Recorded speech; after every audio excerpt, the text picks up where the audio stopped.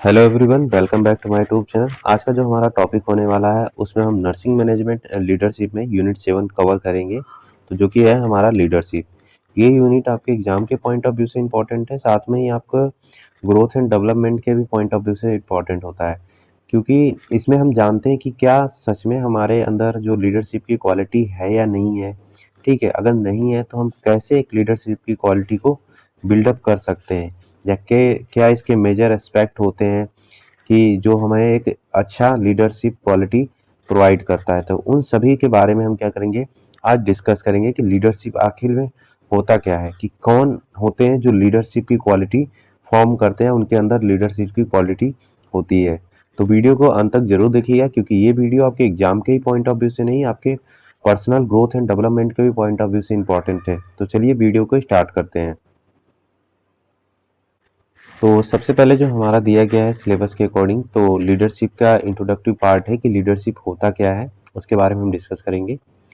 तो बेसिकली अगर हम बात करें इसके इंट्रोडक्शन की, तो लीडरशिप क्या होता है, एक वाइटल कंपोनेंट होता है of nursing management in health care organisation. Nurse क्या करेगी, work in complex environment where coordination, decision making and motivation are the essential.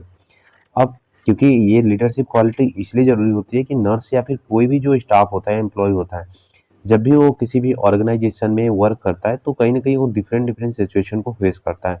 वहाँ पे उसको कोऑर्डिनेशन भी करना रहता है, डिसीजन फॉर्म करना रहता है और मोटिवेट भी करना होता है जो भी एम्प्लॉय होते हैं उनको भी। तो उसके लिए लीडरशिप की क्वालिटी होना काफ़ी ज़्यादा इंपॉर्टेंट हो सक रहता है। ठीक है, लीडरशिप क्या करता है, हेल्प करता है इन गाइडिंग नर्सिंग पर्सनल, यानी कि जो स्टाफ होते हैं उनको गाइड करने में, to achieve organisation goal and provide high quality patient care. तो ये तो यहाँ पे सीधा सा हो गया कि अगर एक अच्छा लीडरशिप रहेगा तो वो क्या करेगा, गाइड करेगा उसके जितने भी क्या होंगे, सब ऑर्डिनेट होंगे या फिर जितने भी उसके अंतर्गत मेंबर आते हैं। तो एक लीडरशिप क्या करता है, उसको गाइड करता है कि आपको कैसे काम करना है, कैसे नहीं करना है। तो जिससे अगर वो इफेक्टिव वे में गाइड करेगा तो कहीं ना कहीं जो ऑर्गेनाइजेशन का गोल होगा वो अचीव होगा, और जो क्वालिटी ऑफ पेशेंट केयर होगा वो भी क्या होगा, इम्प्रूव होगा।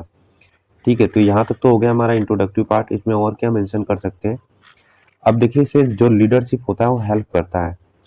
ठीक है, मॉनिटरिंग डिसिप्लिन इन वार्ड। तो कहीं ना कहीं एक जो लीडरशिप होता है वो डिसिप्लिन को मॉनिटर करता है वार्ड में, कि जितने भी जो स्टाफ मेंबर हैं वो डिसिप्लिन को फॉलो कर रहे हैं या नहीं कर रहे हैं। इम्प्रूव करता है क्वालिटी ऑफ नर्सिंग केयर। ठीक है, तो एक लीडरशिप क्या करता है, गाइड करता है जो भी स्टाफ मेंबर होते हैं उनको, ताकि वो क्वालिटी ऑफ केयर जो हो प्रोवाइड कर सके। Enhance staff moral and job satisfaction. साथ में ये इनहेंस भी करता है स्टाफ के मोरल और जॉब सेटिस्फैक्शन को। अगर क्या करेगा, एक लीडरशिप उनको एक पॉजिटिव रिवॉर्ड देगा। ठीक है, अगर वो अच्छा काम कर रहा है तो उसको एक पॉजिटिव रिवॉर्ड देगा। तो कहीं ना कहीं जो जॉब जो एम्प्लॉय होगा वो भी क्या होगा, सेटिस्फाई होगा, हाँ मेरी वैल्यू है। ठीक है, यहाँ पर मैं सेटिस्फाई हूँ, मैं अपने वर्क से सेटिस्फाई हूँ। तो एक लीडरशिप की क्वालिटी ये भी हेल्प करता है। Managing change in health care setting. अब ठीक है, मान लीजिए कोई ऐसी इनोवेशन हो गया या फिर कोई नई एडवांस टेक्नोलॉजी हो गई, तो जो स्टाफ मेंबर है कैसे उसको अडॉप्ट करेंगे। ठीक है, या फिर जो भी पॉलिसी वगैरह आई है तो कैसे अडॉप्ट करेंगे। तो लीडरशिप क्या करता है, उनको प्रॉपर तरीके से गाइड करता है, मोटिवेट करता है। ठीक है, ताकि वो चीज़ों को अडॉप्ट कर सके। अचीविंग हॉस्पिटल गोल एफिशिएंटली। तो कहीं ना कहीं अगर एक लीडरशिप क्वालिटी अच्छा रहेगा तो उसे डायरेक्शन अच्छा प्रोवाइड करेगा, तो हॉस्पिटल का जो गोल होगा वो अचीव होगा। ठीक है, इसके बाद इसका डेफिनेशन देखते हैं। तो leadership is the ability of a manager to induce subordinate to work with confidence and zeal. तो ठीक है, कहीं ना कहीं एक कॉन्फिडेंस के साथ अगर वो वर्क करता है तो कहीं ना कहीं जो ऑर्गेनाइजेशन का जो गोल होगा वो अचीव होगा। ठीक है, बेसिकली यहाँ पे यही है लीडरशिप का मतलब। तो ये कुंज एंड ऑर्डिनल ने दिया था, आप देख लीजिएगा डेफिनेशन। एक डेफिनेशन और यहाँ पे देख लीजिए। तो लीडरशिप क्वालिटी क्या होती है, is the activity of influencing people, यानी कि पीपल्स को क्या करता है, इन्फ्लुएंस करता है। To strive willingly for group objective. Group objective का मतलब यहाँ हो रहा है कि जो भी ग्रुप का गोल हो बनाया गया है, सेट हुआ है, ऑब्जेक्टिव गोल सेट हुआ है, उसको कैसे वो अपनी इच्छा से क्या करेगा, अचीव करेगा। ठीक है, तो ये जॉर्ज आर टेरी ने दिया था। उसका सिंपल अगर लैंग्वेज में समझे तो लीडरशिप रेफर करता है to the ability of a nurse to guide, motivate and direct nurse staff to deliver safe, effective and quality patient care। ठीक है, तो यहाँ पे हम नर्सिंग की बात कर ले रहे हैं। तो जो नर्स मैनेजर होगी वो क्या करेगी, गाइड करेगी जो भी नर्सिंग स्टाफ होंगे उनको, डायरेक्शन प्रोवाइड करेगी ताकि जो क्वालिटी ऑफ केयर क्या हो डिलीवर हो और पेशेंट का आउटकम भी क्या हो अच्छा है। ठीक है, जो क्वालिटी ऑफ केयर हो वो अच्छा है। आगे बढ़ें तो आगे हमारा आता है इसमें एक कॉन्सेप्ट। तो बेसिकली कॉन्सेप्ट को समझना ज़्यादा इंपॉर्टेंट होता है कि लीडरशिप किस बेस पे काम करता है। तो अगर हम सबसे पहले बात करें कॉन्सेप्ट की इसकी, तो लीडरशिप क्या होता है, एक कंटिन्यू प्रोसेस होता है। ठीक है, एक शॉर्ट टर्म में के लिए नहीं होता, ये कंटिन्यू प्रोसेस होता है। जब भी किसी भी एम्प्लॉय को या फिर किसी भी पर्सनल को नीड होती है तो लीडरशिप क्या करता है, उसको गाइड करता है। ठीक है, लीडरशिप क्या करता है, इन्वॉल्व करता है रेस्पॉन्सिबिलिटी एंड अकाउंटेबिलिटी। तो कहीं ना कहीं लीडरशिप क्या होता है, किसी भी चीज़ के लिए रिस्पॉन्सिबल और अकाउंटेबल रहता है कि जो भी आप वहाँ पे कम कर रहे हैं या फिर जो भी आपके अंतर्गत सब ऑर्डिनेट या फिर एम्प्लॉय आ रहे हैं, तो उनकी सारी रिस्पॉन्सिबिलिटी क्या होती है, एक लीडरशिप की होती है कि आप अगर सही तरीके से गाइड नहीं करेंगे तो कहीं ना कहीं जो ऑर्गेनाइजेशन का गोल या अचीव नहीं हो पाएगा। ठीक है, लीडरशिप क्या करता है, वो इन्वॉल्व होता है इन्फ्लुएंस में। तो कहीं ना कहीं ये इन्फ्लुएंस करता है जो भी स्टाफ मेंबर होते हैं उनको। लीडरशिप रिक्वायर्ड होता है फॉलोअर। अब लीडरशिप कौन होता है, जिसके पास क्या हो, फॉलोअर हो, बहुत ज़्यादा लोग हों जिनको क्या हो, एक पर्सन हो, जैसे कि मान लीजिए मल्टीपल पर्सन क्या करते हैं, फॉलो करते हैं कि हाँ हमारे ये लीडरशिप है, आइडियल है। जैसे कि आप एग्जाम्पल समझ सकते हैं, जैसे कि महात्मा गांधी थे। तो महात्मा गांधी भी पहले क्या थे, एक लीडरशिप की क्वालिटी उनमें थी, लोग उनको फॉलो करते थे। तो एक लीडरशिप वही होता है जिसके पास क्या होते हैं, फॉलोअर होते हैं, जिसको लोग फॉलो करते हैं। तो कहीं ना कहीं एक उनके अंदर क्वालिटी होती है। आगे देखें तो लीडरशिप जो होता है गोल ओरिएंटेड होता है। जो भी लीडरशिप होगा एक गोल के पर्पज को फुलफिल करने के लिए क्या करता है, काम करता है। ठीक है, उसके बाद बात करें लीडरशिप इज ए सिचुएशनल होना चाहिए। ठीक है, जैसी ज़रूरत हो तो टाइम के अकॉर्डिंग क्या हो वो चेंज कर सके, जो भी चीज़ें हो तो कंडीशन के अकॉर्डिंग उसमें चेंजेस लाने की कैपेसिटी होनी चाहिए। तो ये हो गया concept, leadership can be develop. तो लीडरशिप क्या है, एक क्वालिटी है जो कि कोई भी पर्सन क्या कर सकता है, अपने अंदर डेवलप कर सकता है। ठीक है, उसके बाद हम इसके में थ्योरी दी गई है हमारे सिलेबस में, वो देख लेते हैं। सबसे पहले जो हमारी थ्योरी दी गई है वो है हमारा ट्रेट थ्योरी ऑफ लीडरशिप। तो ट्रेट थ्योरी ऑफ लीडरशिप क्या कहता है, सिंपल समझिए कि जो लीडरशिप होते हैं वो कैसे होते हैं, बाय बर्थ होते हैं, यानी कि उनके पेरेंट की वजह से, दादा परदादा हो गए लीडरशिप थे। ठीक है, उनके पिताजी लीडरशिप थे, तो बच्चा भी क्या होगा, कहीं ना कहीं एक लीडरशिप क्वालिटी फॉर्म करता है। तो ये तो हमारा बता रहा है ट्रेड थ्योरी, यानी कि ये थ्योरी बोल रहा है this theory state that leader process certain inborn trade that make them effective leader. तो कहीं ना कहीं उनके जन्म से ही क्या हो रहा है, लीडरशिप की क्वालिटी होती है, ये बता रहा है। अब इसमें अंदर अंदर क्या आता है, इंटेलिजेंसी एंड नॉलेज। तो बच्चा क्या होता है, जन्म से ही इंटेलिजेंट और नॉलेजेबल होता है, इमोशनल स्टेबिलिटी होती है उसमें, सेल्फ कॉन्फिडेंस होता है, ऑनेस्टी एंड इंटीग्रिटी होती है और गुड कम्युनिकेशन स्किल। तो ये कुछ क्वालिटी होती है। ठीक है, जो ट्रेड थ्योरी द्वारा बताया गया है कि लीडरशिप में ये सारी क्वालिटी पहले से ही होती है बच्चे में। तो इसके मेरिट क्या होते हैं ये देख लेते हैं। हेल्प करता है इन आइडेंटिफाई पोटेंशियल लीडर। तो कहीं ना कहीं जो एक बच्चा है, ठीक है, जो फिर मान लीजिए एडल्ट एज में वो जैसे ही ग्रो अप करता है तो कहीं ना कहीं वो हेल्प करता है ये चीज़ें कि मैं एक लीडरशिप क्वालिटी फॉर्म कर सकता हूँ। तो उसको आइडेंटिफाई करता है कि मेरे अंदर कितना पोटेंशियल है। उसके बाद एम्फेसाइज करता है पर्सनल क्वालिटी। सही बात है कि कहीं ना कहीं पर्सनल क्वालिटी को भी एम्फेसाइज करता है कि एक पर्सनल यानी कि एक जो व्यक्ति है उसकी क्या क्वालिटी है। उसके बाद इसके डीमेरिट देखें तो डीमेरिट क्या हो सकते हैं, इग्नोर सिचुएशनल फैक्टर। तो कहीं ना कहीं उनके अंतर्गत मतलब कि जो सिचुएशन के अकॉर्डिंग हैंडल करने की कैपेसिटी नहीं होती। तो कहीं ना कहीं या फिर उन फैक्टर को भी ये क्या करते हैं, इग्नोर करते हैं, तो ये डीमेरिट हो सकता है। Not all people with the trait become good leader. तो ये भी बात सही है कि हर एक लीडर का बच्चा लीडर नहीं बनता। तो ठीक है, तो कुछ ही में ऐसी क्वालिटी देखने को मिलती है, तो ये डीमेरिट्स आप मेंशन कर सकते हैं। उसके बाद एग्जाम्पल समझे इसका, तो A nurse with the confidence, emotional control, communication skill become a natural leader in the world। तो ठीक है, अगर नर्स क्या करेगी, स्टार्टिंग से ही क्या होगी, उसके अंदर कॉन्फिडेंस रहेगा, ठीक है, इमोशनल कंट्रोल की स्टेबिलिटी होती है, गुड कम्युनिकेशन स्किल होगा, तो कहीं ना कहीं उसको एक नेचुरल प्रमोशन की तरह ले जाता है जो कि एक लीडरशिप क्वालिटी फॉर्म करता है। तो ये तो हो गया हमारा ट्रेड थ्योरी ऑफ लीडरशिप। आगे बढ़े तो आगे जो हमारा आता है बिहेवियरल थ्योरी ऑफ लीडरशिप। ये क्या होता है, इट फोकस करता है on the behaviour and action of leader rather than trait. ठीक है, तो ये किस पे फोकस करता है, बेसिकली जो लीडर होगा उसके एक्शन और बिहेवियर वो कैसा शो कर रहा है। अब इसमें सब टाइप दिए गए हैं, उसको देख लेते हैं। जैसे कि हमारा आता है ऑटोक्रेटिक लीडरशिप। अब ऑटोक्रेटिक लीडरशिप क्या होता है? लीडरशिप टेक ऑल डिसीजन, ठीक है। तो जो लीडरशिप रहेगा, ठीक है, जो लीडर रहेगा वो क्या करेगा, सभी डिसीजन को लेगा, ठीक है, जितने भी होंगे सारे डिसीजन को क्या होगा, वही सिंगल लीडर लेगा। उसके बाद ये यूजफुल होता है इन इमरजेंसी सिचुएशन। अब क्योंकि इमरजेंसी सिचुएशन में अगर मल्टीपल लीडर होंगे या फिर हम मतलब कि लोगों को इन्वॉल्व करेंगे आपके डिसीजन में, तो कहीं ना कहीं जो केयर होगा या फिर जो हम रिस्पॉन्स चाह रहे हैं वो डिले हो जाएगा। तो इमरजेंसी सिचुएशन में जो ऑटोक्रेटिक लीडरशिप होता है ये कहीं ना कहीं हेल्पफुल रहता है। उसके बाद जैसे एग्जाम्पल समझे तो, जैसे कि एग्जाम्पल यहाँ पे दिया गया है, during cardiac arrest the nurse leader क्या करेगी, गाइड करेगी क्लियर इंस्ट्रक्शन विदाउट डिस्कशन। वो डिस्कशन नहीं करेगी, विदाउट क्या, वो सीधा क्या करेगी, आपको ऑर्डर देगी कि आपको ये काम क्या करना है, परफॉर्म करना है, ये काम आपको परफॉर्म करना है, जिससे जो ये सिचुएशन हो इसको हैंडल किया जा सके। उसके बाद आता है हमारा डेमोक्रेटिक। डेमोक्रेटिक का मतलब ये हो रहा है कि स्टाफ इन्वॉल्व होता है इन डिसीजन मेकिंग, यानी कि यहाँ पे क्या हो रहा है, जो लीडर होगा वो और जो स्टाफ मेंबर होंगे या फिर जो सब ऑर्डिनेट होंगे वो कहीं ना कहीं अपने डिसीजन को बताएंगे या फिर जो उनके पास आइडिया होगा वो चीज़ें देंगे। तो लीडर क्या करेगा, उन आइडिया को देखे सुनेगा, फिर उसके बाद वो एक्शन लेगा। तो इससे क्या होगा, इंकरेज होगा टीम वर्क और मोटिवेशन, ठीक है। अब जैसे एग्जाम्पल है इसमें, नर्स मैनेजर डिस्कस करेगी ड्यूटी शेड्यूल विथ स्टाफ, तो ये आप मेंशन कर सकते हैं। आगे बढ़े, जो थर्ड आता है इसमें, लाइजर फेयर लीडरशिप। ये क्या करता है कि इसमें फुल फ्रीडम होता है टू स्टाफ, यानी कि जो स्टाफ होंगे उनको पूरा अधिकार होता है कि वो कोई भी डिसीजन को ले सकते हैं, जिसमें मिनिमम सुपरविजन की जरूरत होती है। अब ये स्टाफ ऐसे होते हैं जो कि क्या होते हैं, एक्सपीरियंस होते हैं, ठीक है, उनको ने पहले ही वो लोगों ने चीज़ों को हैंडल की हुई है, हर चीज़ को हैंडल किया हुआ है, एक्सपीरियंस है उनके पास। तो कहीं ना कहीं वो एक लेजर फेयर लीडरशिप क्वालिटी को डेवलप करते हैं, जो मिनिमम सुपरविजन की उनको ज़रूरत होती है।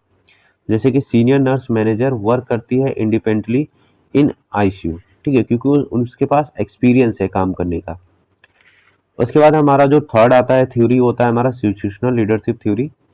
तो ये क्या बताती है, this theory state that no single leadership style is best for all situation. तो ये कह रहा है कि एक सिंगल लीडरशिप स्टाइल नहीं, कहीं ना कहीं उसके अंदर मल्टीपल लीडरशिप। हाँ।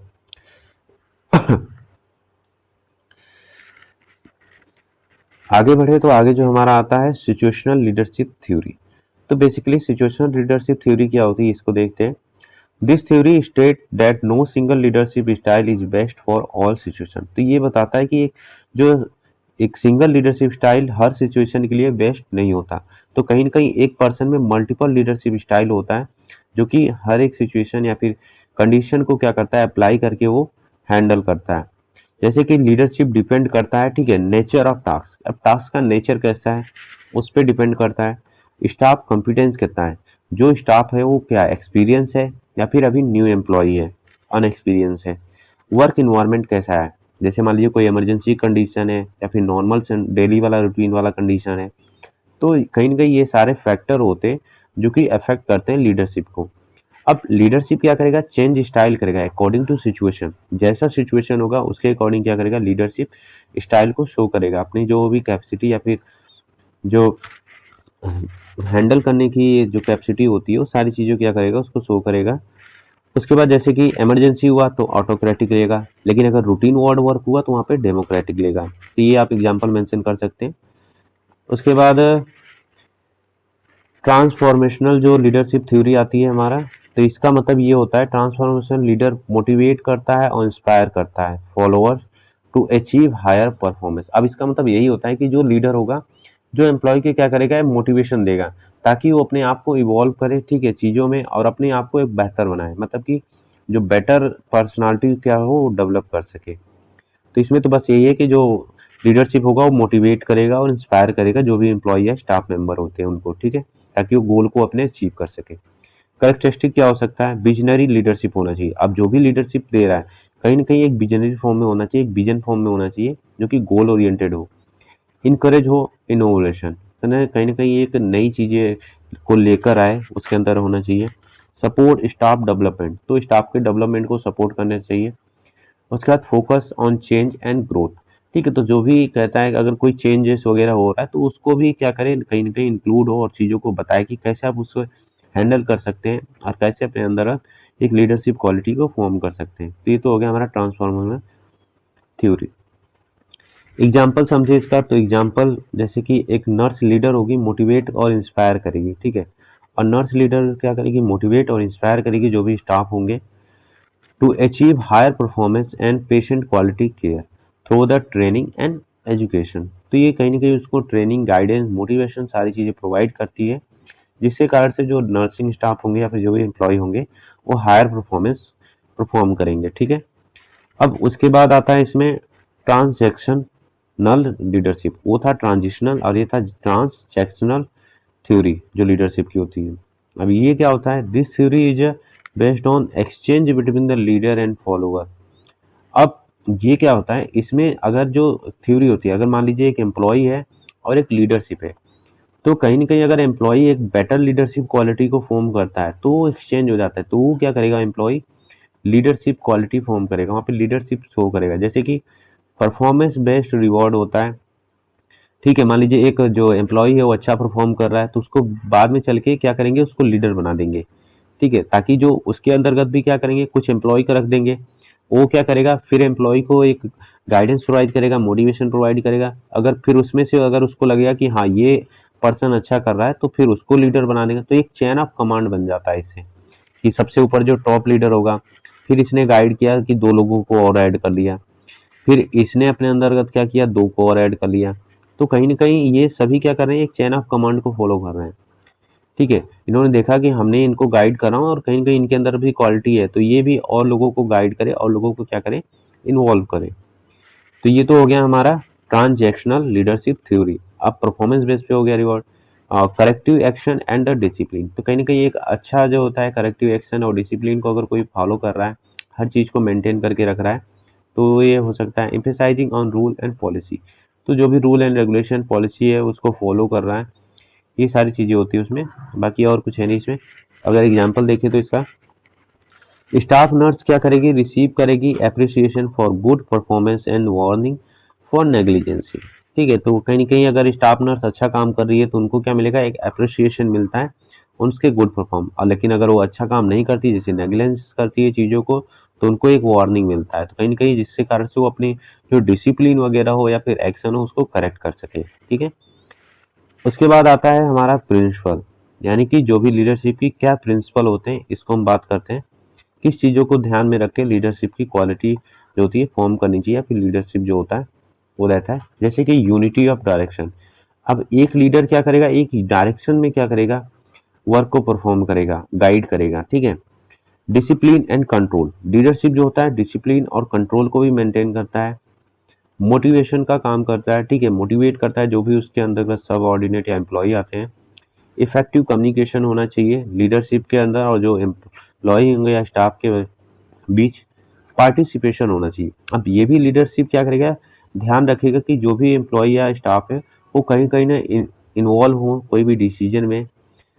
उसके बाद लीडरशिप बाय एग्जाम्पल, कहीं ना कहीं ये कह रहा है कि लीडरशिप एक एग्जाम्पल सेट करता है कि हाँ, जैसे कि मान लीजिए हमने अभी बताया था कि जैसे महात्मा गांधी, तो महात्मा गांधी एग्जाम्पल सेट करते हैं लीडरशिप क्वालिटी का, तो वो भी एक एग्जाम्पल शिप कर शो करेगा कि मेरे अंदर वो लीडरशिप क्वालिटी है। उसके बाद फ्लेक्सिबिलिटी होनी चाहिए लीडरशिप के अंदर, सिचुएशन के अकॉर्डिंग क्या है उसको चीज़ों को हैंडल करना आना चाहिए। उसके बाद रेस्पॉन्सिबिलिटी एंड अकाउंटेबल होना चाहिए, तो जो भी उसके पास जो भी टास्क है या फिर गोल है, कहीं ना कहीं उसके लिए वो रिस्पॉन्सिबल और अकाउंटेबल होना चाहिए। तो ये तो हो गया हमारा प्रिंसिपल। उसके बाद हम बात करें लीडरशिप कम्पिटेंसी, तो ये क्या होता है इसको देख ले रहे हैं। कम्पिटेंसी की वही, अगर कम्पिटेंसी या क्वालिटी बात करें लगभग सिमिलर आता है। पहले हम कम्पिटेंसी देख लेते हैं, क्वालिटी भी देख लेते हैं, आपको का जो कंफ्यूजन होगा क्लियर हो जाएगा। फिर वही है, देखिए कम्युनिकेशन कम्पिटेंसी होनी चाहिए, प्रॉपर उसको कम्युनिकेशन आना चाहिए, गुड कम्युनिकेशन स्किल होना चाहिए।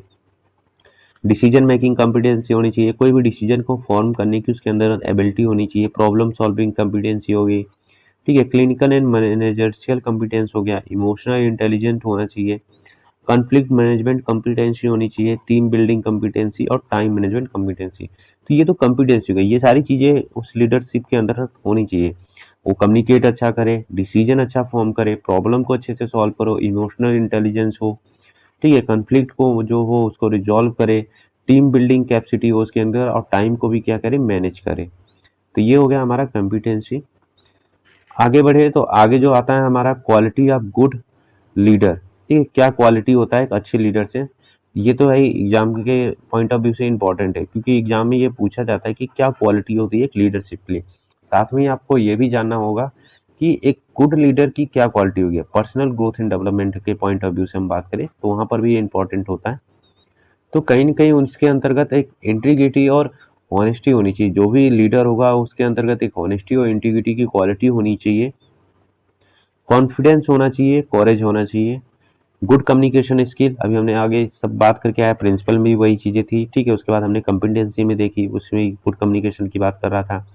एबिलिटी टू डेलीगेट, एबिलिटी का डेलीगेट का मतलब ये हो रहा है कि जो भी वर्क वगैरह होगा उसको प्रॉपर तरीके से डिस्ट्रीब्यूट करना, एक तमाम फेयर वे, जो फेयरनेस की तरह से क्या करेगा उसको डिस्ट्रीब्यूट करेगा, सबको एक समान वर्क का डिस्ट्रीब्यूशन होना चाहिए उसके अंदर। विजन एंड फोरसाइट, यानी कि कहीं ना कहीं उसका जो विजन या फोरसाइट होना चाहिए वो गोल को अचीव करने की तरफ हो, ठीक है। इम्पैथी और कंपैशन होना चाहिए। फेयरनेस एंड इनपार्शियलिटी होनी चाहिए, वही अभी बात कर रहे थे कि फेयरनेस होनी चाहिए, इनपार्शियलिटी होनी चाहिए, पार्शियलिटी नहीं करनी चाहिए किसी के साथ।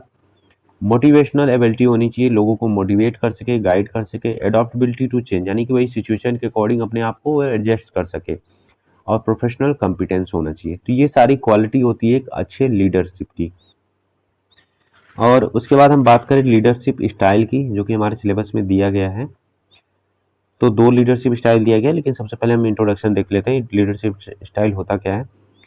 तो it refer to the pattern of behaviour a leader adopt करता है while guiding, motivating and directing subordinate. एक पैटर्न होता है कि किस पैटर्न या किस बिहेवियर में वो जो लीडर होता है वो गाइड करता है किसी भी स्टाफ या एम्प्लॉय को। इन नर्सिंग में बात करें तो लीडरशिप स्टाइल प्ले करता है major role in influencing staff performance, job satisfaction, team work and quality of patient care. यहाँ तो कोई तो ऐसा नहीं कि जो एक्सप्लेन करना हो। आगे देखें तो आगे जो इसका डेफिनेशन क्या होता है। Leadership style is a manner and approach used by a leader to influence, guide and supervise subordinate to achieve organisation goal. तो एक मेथड होता है, यानी कि क्या होता है, एक मैनर या मेथड बोलते हैं, अप्रोच बोलते हैं, जिसको जो लीडर होता है उसको यूज करके इन्फ्लुएंस करेगा या गाइड करेगा, ठीक है, सुपरवाइज करेगा जो भी सब ऑर्डिनेट होंगे, ताकि जो ऑर्गेनाइजेशन का गोल हो वो अचीव है। सिंपल सा है कि लीडरशिप स्टाइल क्या होता है, एक मेथड होता है, एक मैनर होता है, जिसको यूज करके जो लीडर होगा वो ऑर्गेनाइजेशन को गोल को अचीव करने के लिए जो एम्प्लॉय होंगे उनको गाइड करेगा, सुपरवाइज करेगा, मोटिवेट करेगा, ठीक है। उसके बाद जैसे दूसरा देख सकते हैं तो leadership style refer to the how a nurse leader communicate, make decision, motivate staff and manage patient care activity. तो ये कहीं ना कहीं लीडरशिप स्टाइल होता है, ठीक है। अब जो दो हमारे सिलेबस में दिया गया है लीडरशिप स्टाइल, तो उसमें पहला है हमारा सिचुएशनल लीडरशिप। तो सिचुएशनल लीडरशिप क्या होता है style, it is a flexible leadership style होता है इन विच लीडर क्या करता है, adjust behaviour according to situation, task and maturity level of follower. तो कहीं ना कहीं जो लीडरशिप होगा, जो लीडर होगा वो कहीं ना कहीं एडजस्ट करता है बिहेवियर को अपने, जो भी अकॉर्डिंग, चाहे सिचुएशन के अकॉर्डिंग हो, टास्क के अकॉर्डिंग हो, मेच्योरिटी के अकॉर्डिंग हो, जो उसका फॉलोअर स्टाफ कितने मेच्योर है, कितने एक्सपीरियंस है, ठीक है। It emphasise that no single leadership style is effective in all circumstance. तो ये कह रहा है कि हर एक जो मतलब कि मान लीजिए एक सिंगल लीडरशिप स्टाइल कंप्लीटली नहीं, यानी कि काफी नहीं है हर एक सिचुएशन को हैंडल करने के लिए। तो कहीं ना कहीं उसके अंतर्गत मल्टीपल लीडरशिप स्टाइल होनी चाहिए। तो की फीचर क्या है ये देख लेते हैं। तो लीडरशिप स्टाइल चेंज होना चाहिए अकॉर्डिंग टू सिचुएशन, सही बात है। फोकस होना चाहिए स्टाफ कॉम्पिटेंसी एंड विलिंगनेस। तो कहीं ना कहीं ये फोकस करता है कि स्टाफ कितना कॉम्पिटेंस है, कितना उसके सेल्फ मोटिवेशन कितना है कि वो उस काम को करना चाहता है। एम्फेसाइज फ्लेक्सिबिलिटी होनी चाहिए उसके अंतर्गत। Encourage appreciate supervision and support होना चाहिए, और प्रमोट इफेक्टिव डिसीजन मेकिंग। तो ये सारी चीजें उसके अंतर्गत होनी चाहिए। एक सिचुएशनल लीडरशिप स्टाइल की बात कर रहा है ये, ठीक है। उसके बाद हम बात करें types of situational leadership style, तो इसमें सब टाइप दिए गए हैं, इसको हम देख ले रहे हैं। तो पहला टाइप दिया गया है टेलिंग स्टाइल, जिसको हम लोग डायरेक्टिंग स्टाइल भी बोलते हैं इसको। इसमें क्या होता है, जो लीडर होगा वो क्या करेगा, गिव करेगा क्लियर इंस्ट्रक्शन, जो भी एम्प्लॉय या स्टाफ मेंबर होगा उसको क्लियर इंस्ट्रक्शन देगा, क्लोज सुपरविजन करेगा, बेसिकली ये जो स्टाइल होता है किसके लिए होता है, सुटेबल होता है न्यू एम्प्लॉय या फिर अनएक्सपीरियंस स्टाफ होते हैं उनके लिए, जो टेलिंग स्टाइल या फिर डायरेक्टिंग स्टाइल होता है। जैसे कि एग्जांपल समझे इसमें, तो ए सीनियर नर्स क्या करेगी, इंस्ट्रक्ट करेगी ए न्यूली एम्पॉइंटेड नर्स और आर ऑन मेडिकेशन एडमिनिस्ट्रेशन। ठीक है, तो आप एग्जांपल वहाँ पे मेंशन कर सकते हैं। उसके बाद सेलिंग स्टाइल या फिर जो हम बोलते हैं इसको कोचिंग स्टाइल भी बोलते हैं। ये क्या होता है, जो लीडर होगा एक्सप्लेन करेगा डिसीजन को।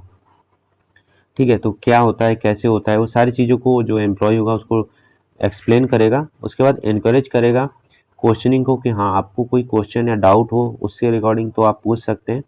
सुटेबल होता है for staff with some experience. ठीक है, जैसे कि एग्जांपल समझे तो नर्स लीडर क्या करेगा, एक्सप्लेन करेगा infection control practice and motivate करेगा स्टाफ को। तो ये आप एग्जांपल वहाँ पे मेंशन कर सकते हैं। आगे बढ़े तो आगे आता है हमारा पार्टिसिपेटिंग स्टाइल या फिर हम लोग बोलते हैं इसको सपोर्टिव लीडरशिप स्टाइल। ठीक है, ये क्या होता है, लीडरशिप क्या करेगा, शेयर करेगा डिसीजन मेकिंग, यानी कि जो भी हमारे पास स्टाफ होंगे एम्प्लॉय होंगे उनके साथ डिसीजन को शेयर करेगा। हाई सपोर्ट होता है, लो डायरेक्शन होता है इसमें। ठीक है, उसके बाद सुटेबल होता है जो कॉम्पिटेंट एम्प्लॉय होते हैं उनके लिए। तो जो कॉम्पिटेंट एम्प्लॉय होते हैं, जो एक्सपीरियंस एम्प्लॉय होते हैं, वो अपने आइडिया ओपिनियन क्या करते हैं, शेयर करते हैं लीडर के साथ। तो कहीं ना कहीं जो इफेक्टिव जो गोल होता है उसको अचीव करने में ये हेल्प होता है। उसके बाद आता है हमारा डेलीगेटिंग स्टाइल, जो कि इसी में दिया गया है अगला सिचुएशनल में ही। तो डेलीगेटिंग स्टाइल क्या होता है, लीडर मोटिव प्रोवाइड करता है मिनिमम सुपरविजन। ठीक है, तो इसमें जो स्टाफ होता है वो भी क्या होता है, एक्सपीरियंस होता है, जिसको मिनिमम सुपरविजन की रिक्वायरमेंट होती है। तो स्टाफ मतलब कि जो लीडर होगा वो क्या करेगा, वर्क को डिस्ट्रीब्यूट कर देगा स्टाफ को, क्योंकि उसको पता है कि जो ये स्टाफ है कॉम्पिटेंट है उस वर्क के लिए, तो उसके लिए सुपरविजन की जरूरत ज़्यादा नहीं होती। स्टाफ पर हाईली कॉम्पिटेंट और मोटिवेटेड रहता है। जैसे कि एक्सपीरियंस आईसीयू नर्स मैनेज करती है पेशेंट केयर इंडिपेंडेंटली विदाउट कोई भी सुपरविजन के। एडवांटेज अब बात करें कि जो सिचुएशनल लीडरशिप स्टाइल होता है उसके क्या एडवांटेज और डिसएडवांटेज होते हैं ये देख लेते हैं। एडवांटेज ये होता है कि इम्प्रूव होता है स्टाफ का कॉन्फिडेंस, क्योंकि कहीं ना कहीं उसका पार्टिसिपेशन होता है उसके अंतर्गत। इनहेंस होता है टीम वर्क। ठीक है, प्रमोट करता है स्टाफ के डेवलपमेंट और इंक्रीज होता है एफिशिएंसी। अब डिसएडवांटेज क्या हो सकते हैं, require high judgement for leader. अब ये रहता है कि जो वहाँ पे लीडर है, ठीक है, उसके अंतर्गत एक ऐसी क्वालिटी या फिर कैपेसिटी होनी चाहिए कि वो सिचुएशन को हैंडल कर सके। अगर उसके अंतर्गत वो कैपेसिटी या जो क्वालिटी नहीं होगी तो कहीं ना कहीं वो सिचुएशन को हैंडल नहीं कर सकता है, तो ये डिसएडवांटेज में आ जाएगा। May confuse staff if not applied properly. ठीक है, तो अगर स्टाफ क्या होगी, कंफ्यूज हो जाएगी अगर उसको प्रॉपर तरीके से गाइडेंस नहीं दिया गया। तो ये तो हो गया डिसएडवांटेज। उसके बाद हम बात करें जो हमारा अगला दिया गया है ट्रांसफॉर्मेशनल लीडरशिप स्टाइल। तो ट्रांसफॉर्मेशनल लीडरशिप स्टाइल क्या होता है, इट फोकस करता है on inspiring and motivating follower to achieve higher level at of performance and personal growth.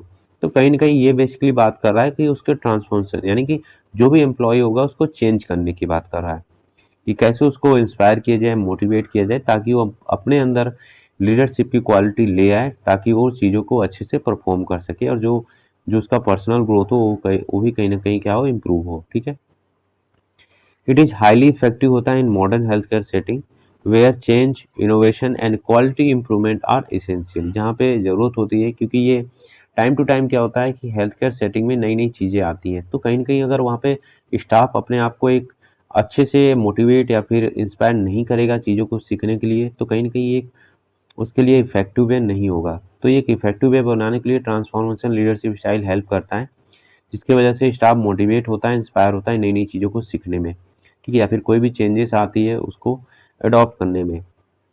उसके बाद इसके करेक्टरिस्टिक क्या होंगे ये देख लेते हैं।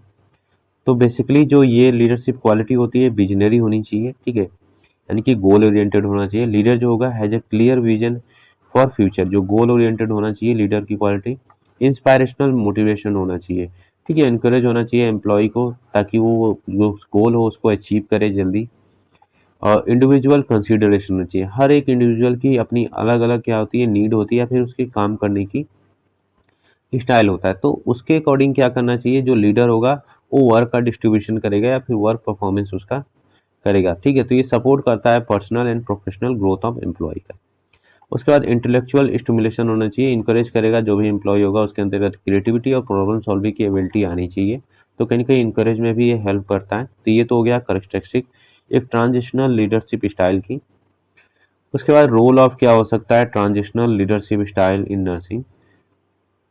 तो बेसिकली इसमें प्रमोट करता है quality improvement in patient care, ठीक है।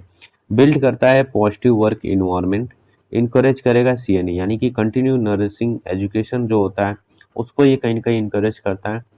सपोर्ट करता है इनोवेशन इन नर्सिंग प्रैक्टिस, तो कहीं ना कहीं नई नई चीज़ों को क्या होता है वो ले आता है, उसको कैसे हैंडल करता है, क्या चीज़ें उसके बारे में हमें जानना रहता है, कहीं ना कहीं वो सारी चीज़ों को सपोर्ट करता है। उसके बाद enhance staff motivation and job satisfaction, तो ये कुछ क्वालिटी या फिर रोल होता है जो नर्सिंग लीडरशिप होता है, ठीक है। तो ये हो गया हमारा ट्रांसफॉर्मर लीडरशिप, जो नर्स होते हैं उनके अंतर्गत ये होता है रोल, ठीक है। उसके बाद अगर हम बात करें ट्रांसफॉर्मेशनल जो लीडरशिप स्टाइल होता है इसके क्या एडवांटेज और लिमिटेशन होते हैं ये देख लेते हैं। एडवांटेज की बात करें तो ये इंप्रूव करता है स्टाफ के मोरल, सही बात है कि कहीं ना कहीं स्टाफ का मोरल इंप्रूव होता है, जो उसका वैल्यू या बिलीफ होता है वो कहीं ना कहीं इंप्रूव होता है। इनकरेज करता है परफॉर्मेंस, ठीक है, एंड प्रोफेशनल ग्रोथ, तो कहीं ना कहीं इनकरेज करता है परफॉर्मेंस और प्रोफेशनल ग्रोथ को भी। इनहेंस करता है, ठीक है, पेशेंट केयर क्वालिटी, पेशेंट की केयर की क्वालिटी को भी इनहेंस करता है। सपोर्ट ऑर्गेनाइजेशन गोल, तो ये सारी चीज़ें एडवांटेज होती है। उसके बाद लिमिटेशन की बात करें तो लिमिटेशन ये हो सकता है रिक्वायर वही स्ट्रॉन्ग लीडरशिप स्किल होनी चाहिए उस जो भी लीडरशिप होगा या फिर लीडर होगा। टाइम कंज्यूमिंग हो सकता है, ठीक है, कहीं ना कहीं ये हर चीज़ों के लिए नहीं होता है, तो कहीं ना कहीं इमरजेंसी में ये यूज नहीं होता है। ये कह रहा है कि इमरजेंसी में हमें एक क्विक रिस्पॉन्स की ज़रूरत होती है, तो सिचुएशनल ये नहीं होता है। तो ये हो सकता है हमारा ये लिमिटेशन हो गया। उसके बाद हम बात करें मेथड ऑफ लीडरशिप डेवलपमेंट, ये इंपॉर्टेंट है, ठीक है, एग्जाम के पॉइंट ऑफ व्यू से कि क्या मेथड होता है लीडरशिप डेवलपमेंट में। तो basically it refer to the systematic effort made to the improve leadership skill and ability among the nurse, तो कहीं ना कहीं एक एबिलिटी होनी चाहिए कि कैसे आप चीज़ों को हैंडल करेंगे किसी भी सिचुएशन के अकॉर्डिंग। तो हम कैसे उसमें देखते हैं। सबसे पहला दिया गया है फॉर्मल एजुकेशन एंड ट्रेनिंग, तो जो भी लीडर होगा या फिर जो भी एम्प्लॉय होगा स्टाफ होगा उसको फॉर्मल एजुकेशन दिया जाता है ताकि वो अपने आप को इम्प्रूव कर सके और लीडरशिप क्वालिटी को बिल्ड कर सके। तो लीडरशिप कोर्स चलते हैं कई जगह पे कि कैसे लीडरशिप को बिल्ड करें, आप ऑनलाइन भी देखते हैं कि यूट्यूब वगैरह पे वहाँ पे एक सेमिनार वगैरह कंडक्ट किया जाते हैं कि आप कैसे एक लीडरशिप क्वालिटी फॉर्म कर सकते हैं। तो कहीं ना कहीं वहाँ कोर्स वगैरह चलते रहते हैं, ठीक है, वर्कशॉप भी कंडक्ट होता है, ठीक है, सेमिनार वगैरह भी होता है। तो ये सारी चीज़ें कहीं न कहीं ये उनको एक ट्रेनिंग और एजुकेशन प्रोवाइड देता है कि आप कैसे अपने अंदर एक लीडरशिप की क्वालिटी को बिल्डअप कर सकते हैं।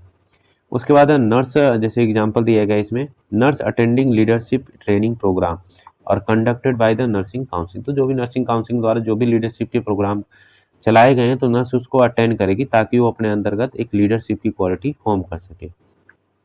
दूसरा ऑन द जॉब ट्रेनिंग, यानी कि जब वो जॉब कर रही है तभी उसमें क्या हो ट्रेनिंग हो, जैसे कि लर्निंग थ्रू द एक्सपीरियंस, वो क्या करेगी अपनी एक्सपीरियंस से सीखेगी और अपने अंदर एक लीडरशिप की क्वालिटी को डेवलप करेगी, हैंडलिंग करेगी जैसे रेस्पॉन्सिबिलिटी वगैरह को, पार्टिसिपेट करेगी कम्युनिटी में ताकि जो डिसीजन वगैरह हो वो ले सके। तो कहीं ना कहीं या फिर अपने आइडिया वगैरह जो भी देती है तो उसके अंतर्गत एक लीडरशिप की क्वालिटी डेवलप होती है। तो मैं ये रिकमेंडेशन देता हूँ जैसे कि मान लीजिए कि जब भी आप कोई भी चीज़ करें, अगर कोई कंडीशन हो रही है तो आप अपने आइडिया को शेयर किया करिए किसी भी चीज़ों में, चाहे वो आइडिया कैसे भी हो। तो इससे क्या होगा आपका एक क्या कॉन्फिडेंस बिल्डअप होता है कि हाँ मैं भी एक लीडरशिप की क्वालिटी को फॉर्म कर सकता हूँ, ठीक है। उसके बाद जैसे कि एग्जांपल है staff nurse acting as a shift in charge, तो जैसे मान लीजिए अब्सेंस ऑफ शिफ्ट जो इंचार्ज होंगे अगर उसका एब्सेंस होगा तो स्टाफ नर्स जो होंगी अगर वो अपने आप को एक लीडर मानती है तो खुद को क्या करेगी मोटिवेट करेगी, कॉन्फिडेंस कराएगी कि हाँ मेरे अंदर भी एक क्वालिटी है कि मैं चीज़ों को हैंडल कर सकती हूँ। तो ये हो गया हमारा ऑन द जॉब ट्रेनिंग, यानी कि वो अपने एक्सपीरियंस से सीख रहा है, चीज़ों को हैंडल करके सीख रहा है। उसके बाद अगला जो आता है इसमें आता है हमारा मेंटरिंग एंड कोचिंग, वही बात है अभी हम लोगों ने जो फॉर्मल वाला पढ़ रहा था इसमें भी वही है कि जैसे कि क्या होगा गाइडेंस बाय द सीनियर जो स्टाफ होंगे या नर्स होंगे उनके द्वारा, नॉलेज शेयरिंग के द्वारा हो सकता है, प्रोफेशनल सपोर्ट के द्वारा। तो ये कहीं ना कहीं अगर प्रॉपर तरीके से उनका मेंटरिंग और कोचिंग हो तो कहीं ना कहीं उनके अंदर लीडरशिप की क्वालिटी फॉर्म होगी। तो एग्जाम्पल समझे तो सीनियर नर्स क्या करेगी, मेंटरिंग करेगी जूनियर नर्स को टू लीडरशिप रोल, समझाएगी कि क्या लीडरशिप के एक रोल होते हैं।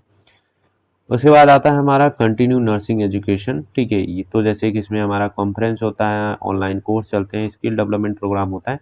ये सारी चीज़ें क्या होती है, लीडरशिप की क्वालिटी को डेवलपमेंट करने में हेल्प होती है। उसके बाद जॉब रोटेशन भी होता है, कहीं ना कहीं हेल्प करता है लीडरशिप की क्वालिटी डेवलपमेंट में। जैसे कि इसमें दिया गया exposure to the different department, understanding hospital functioning.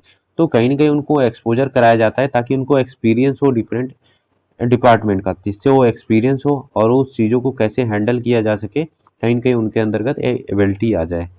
ठीक है, तो rotation between the ICU ward and OPD, तो हर सिचुएशन के अकॉर्डिंग क्या करेंगे, वो हैंडल करने की कैपेसिटी उनके अंदर डेवलप करेंगे। तो ये एग्जांपल आप मेंशन कर सकते हैं। आगे देखिए तो जो आगे आता है हमारा इसमें डेलीगेशन ऑफ अथॉरिटी, तो ये भी कहीं न कहीं हेल्प करता है लीडरशिप की क्वालिटी को डेवलप करने के लिए। अब जैसे कि असाइन होता है रिस्पॉन्सिबिलिटी, जो लीडरशिप की रिस्पॉन्सिबिलिटी होगी वो उसको रिसाइन करेगा, तो कहीं ना कहीं बिल्ड कॉन्फिडेंस होगा। अभी जब मैंने एग्जांपल बताया कि जैसे मान लीजिए हमारे पास इंचार्ज नर्स नहीं है, तो जो सीनियर स्टाफ नर्स हैं, ठीक है, या फिर स्टाफ नर्स हैं, उसको हम क्या करेंगे, रिस्पॉन्सिबिलिटी दे देंगे स्टाफ जो इंचार्ज नर्स की। तो कहीं ना कहीं उसके अंदर एक कॉन्फिडेंस बिल्डअप होगा अगर वो अच्छा परफॉर्म करेगी तो। उसके बाद परफॉर्मेंस अप्रेजल एंड फीडबैक हो सकता है, जैसे कि रेगुलर एवोल्यूशन वगैरह हो गया, कंस्ट्रक्टिव फीडबैक हो गया, और डिप्लॉइंग कम्युनिकेशन स्किल, तो सॉरी डेवलपिंग कम्युनिकेशन स्किल है। तो कहीं ना कहीं अगर एक अच्छा जो एम्प्लॉय है वो वर्क कर रहा है, गुड वर्किंग में है, गुड, उसका कम्युनिकेशन स्किल अच्छा है, तो कहीं ना कहीं उसको एक फीडबैक अप्रेजल, हाँ आपने अच्छा काम किया, तो कहीं ना कहीं उसको एक मोटिवेशन और कॉन्फिडेंस मिलता है कि हाँ मेरे अंतर्गत एक लीडरशिप की क्वालिटी बन सकती है, मैं भी एक लीडरशिप हो सकता हूँ। ठीक है, तो उसके बाद हम बात करें सेल्फ डेवलपमेंट भी हो सकता है, जैसे कि रीडिंग बुक वगैरह हो गया, सेल्फ रिफ्लेक्शन हो गया, डेवलपिंग कम्युनिकेशन स्किल। तो आप खुद से भी क्या कर सकते हैं, एक लीडरशिप की क्वालिटी को डेवलप कर सकते हैं बुक को पढ़ के, ठीक है, सेल्फ खुद को देख करके आपकी क्या कैपेसिटी या एबिलिटी होती है।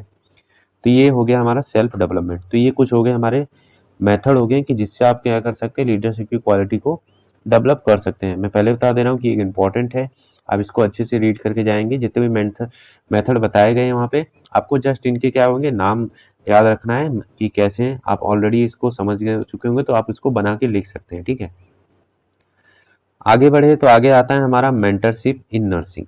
तो जो हमारा अगला सिलेबस में दिया गया है टॉपिक मेंटरशिप इन नर्सिंग, वही अगर हम बात करें गाइडियर, ठीक है, उनको कैसे गाइड करना है, मेंटर कैसे करना है, वो सारी चीज़ें आती है, इसको हम देख ले रहे हैं।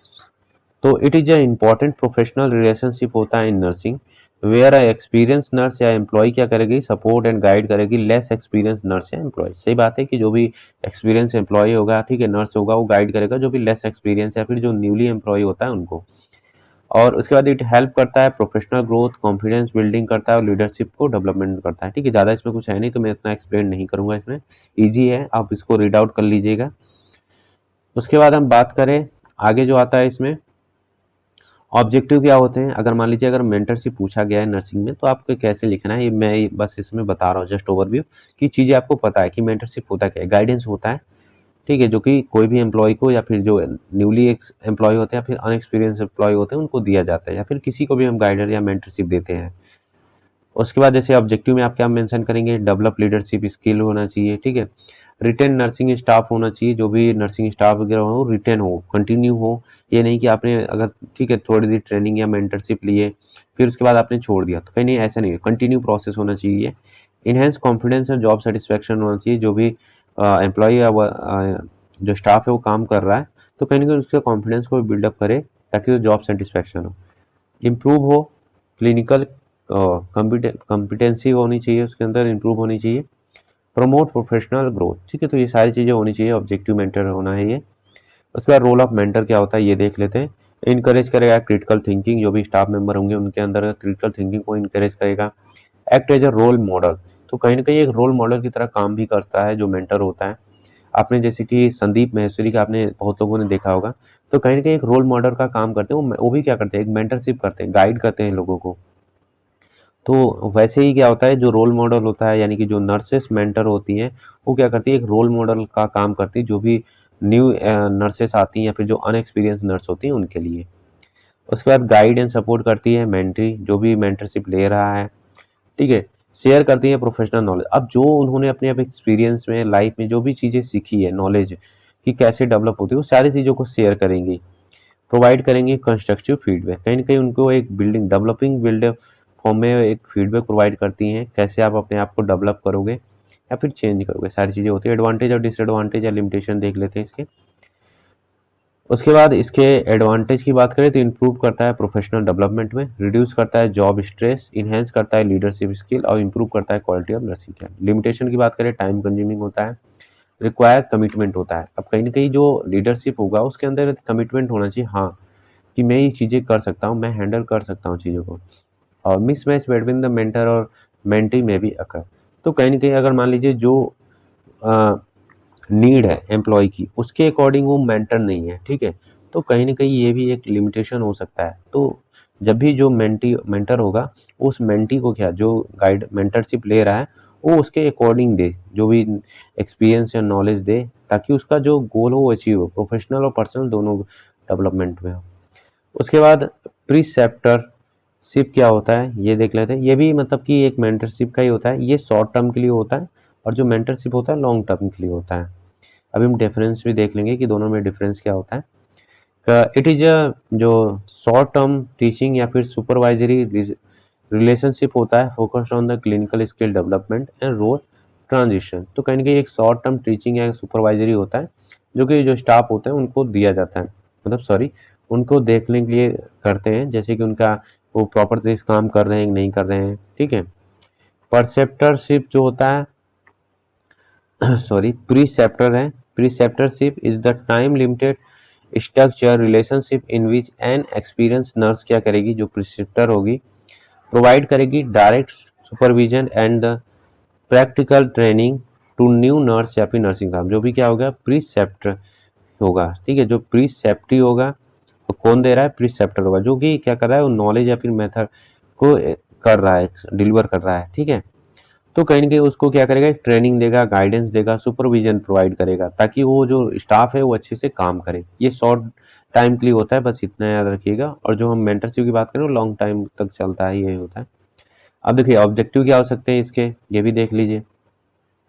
ओरिएंट करता है न्यू जो भी स्टाफ या नर्सिंग जो स्टाफ आते हैं उनको, ठीक है। इंश्योर करता है सेफ पेशेंट केयर, इम्प्रूव करता है clinical skill, smooth transition from the student to staff nurse में हेल्प करता है। कि जैसे मान लीजिए अभी आप क्या हैं, एक स्टूडेंट हैं, तो आप कहीं ना कहीं अगर वहाँ पे क्या हो रहा है, प्रिसेप्टर चलता है पहले, तो कहीं कैसे आप स्टाफ नर्स की क्वालिटी डेवलप करेंगे, तो सारी चीज़ें वहाँ पे गाइड की जाती है आपको। तो ये हो गया ऑब्जेक्टिव। रोल क्या हो सकता है प्रिसेप्टर के, टीच क्लिनिकल प्रोसीजर, ठीक है, क्लिनिकल प्रोसीजर बताया जाता है जब भी आप क्या होते हैं क्लिनिकल एरिया में जाते हैं, ठीक है। सुपरवाइज किया जाता है पेशेंट केयर, ठीक है, कि कैसे पेशेंट केयर को दिया जाएगा, कैसे उसको हैंडल करते हैं, वो सारी चीज़ों आपको बताया जाता है।